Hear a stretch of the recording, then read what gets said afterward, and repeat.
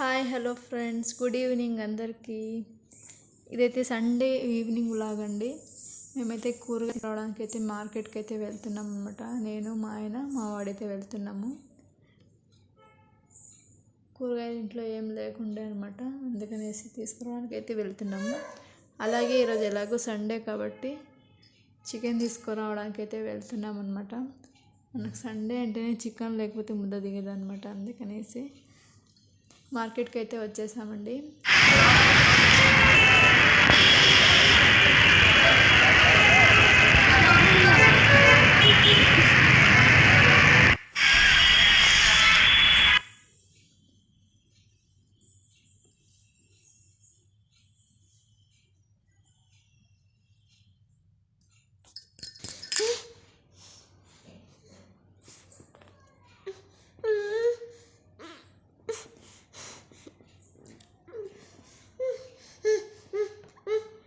కూరగాయలు అయితే తీసుకున్నామండి, ఏమేమి కావాలో అన్నీ కూడా.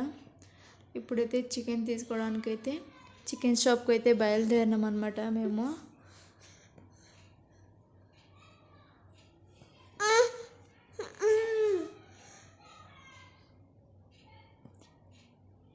చికెన్ షాప్కి అయితే వచ్చేసామండి.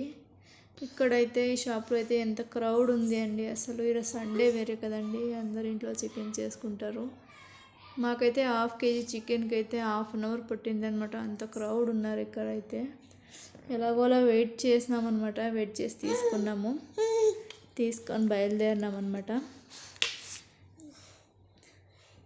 ఇక్కడ చూడండి, ఇది మెట్రో స్టేషన్ అండి, మా ఇంటికి దగ్గరలోనే ఉంది అనమాట.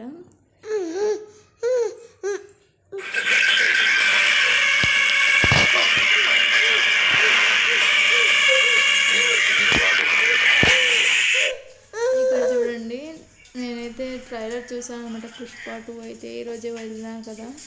సూపర్గా ఉంది ట్రైలర్, ఎంత బాగుందండి సినిమా, ఇంకా ఎంత బాగుంటుంది. నేనైతే వెయిట్ చేస్తున్నాను అనమాట మూవీ కోసం. అయితే అల్లు అర్జున్ ఫ్యాన్ అనమాట నేను.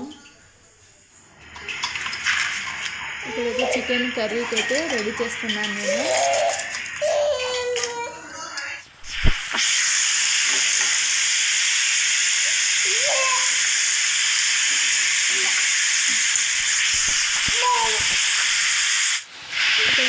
చూడండి, ఎక్కడ కూర్చోబెట్టినాను, ఏడుస్తున్నాడు అనమాట.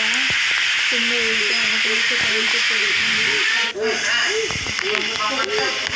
చికెన్ కర్రీ అయితే సూపర్గా రెడీ అయిందండి, మీరు చూడొచ్చు.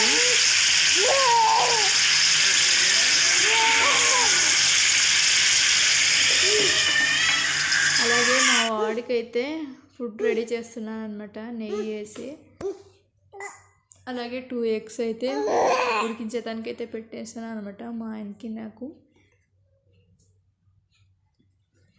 ఇక్కడ చూడొచ్చు, మా వాడి ఫుడ్ అయితే రెడీ అయిందండి ఈరోజు నైట్కి.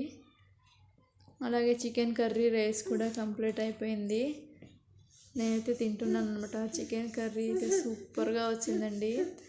మీకు కావాలంటే కామెంట్లో కామెంట్ చేయండి, నేనైతే తప్పకుండా షేర్ చేస్తాను రెసిపీ మీకు.